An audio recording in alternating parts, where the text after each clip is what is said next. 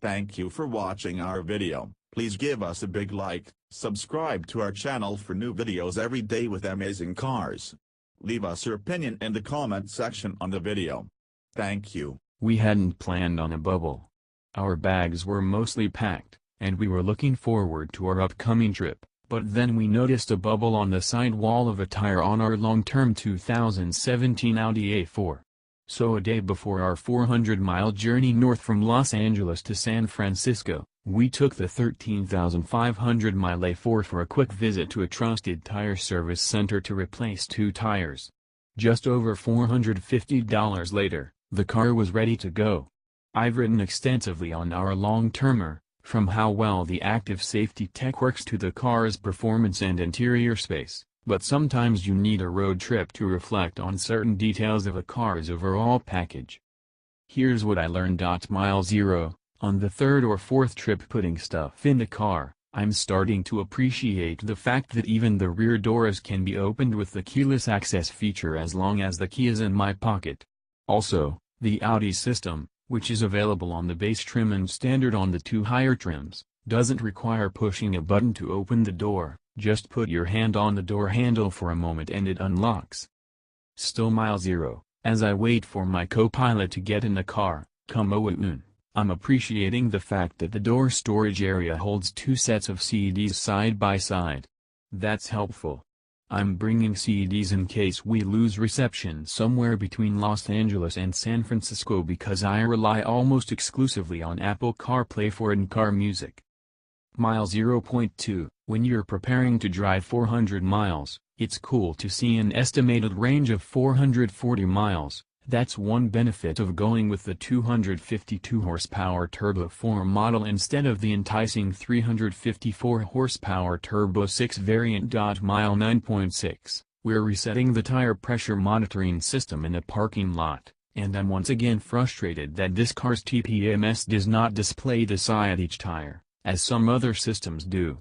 I prefer systems with individual tire readouts so I can monitor just how bad a problem may be.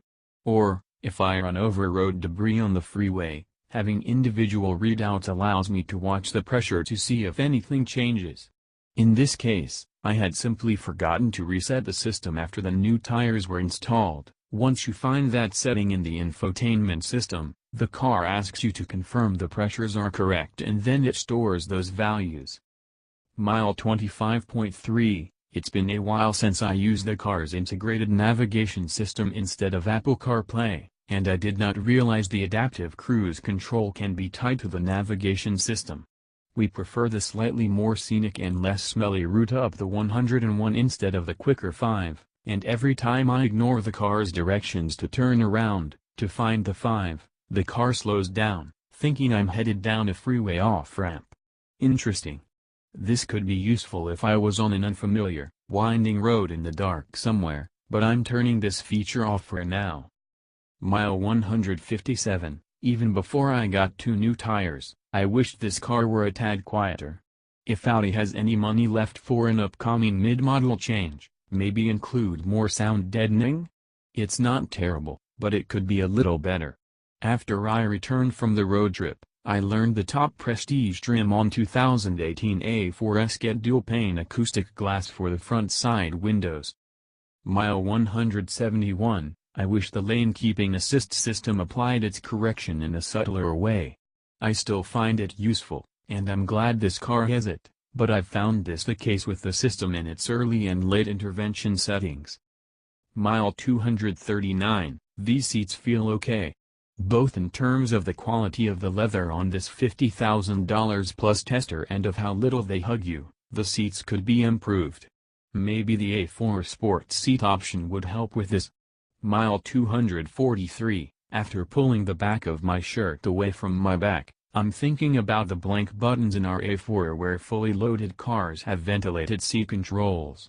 This small car is $52,325. And it doesn't have all the features I want, but that's really what consumers should, and do, expect with compact luxury sports sedans. If you're considering a car built by a respected luxury automaker for the first time, be prepared to pay significantly more for the features you want. This is, of course, A comment on luxury cars as a whole, not just this Audi. Mile 260, while listening to music on Apple CarPlay, I was notified by a text message read out loud that someone sent me a video. Of course, the car couldn't show me the hilarious baby video my sister sent. There remain sensible limitations of what a phone can and should communicate while a car is in motion. Mile 265, RIP to the latest bug that splattered in my line of sight. Sorry.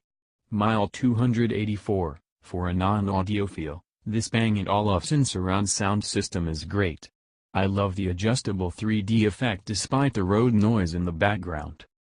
Mile 319, after taking off my sunglasses, I'm remembering how nice it is to see a head-up display with speed limit, and basic nav directions, from the car, not from CarPlay.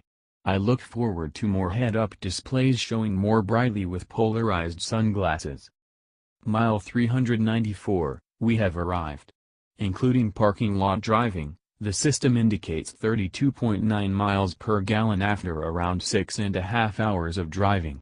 Our 2017 A4 is EPA rated at 24/31 of a mile per gallon city/highway. I still really like our A4, it's attractive, quick, and responsive, but there are better cars for road trips.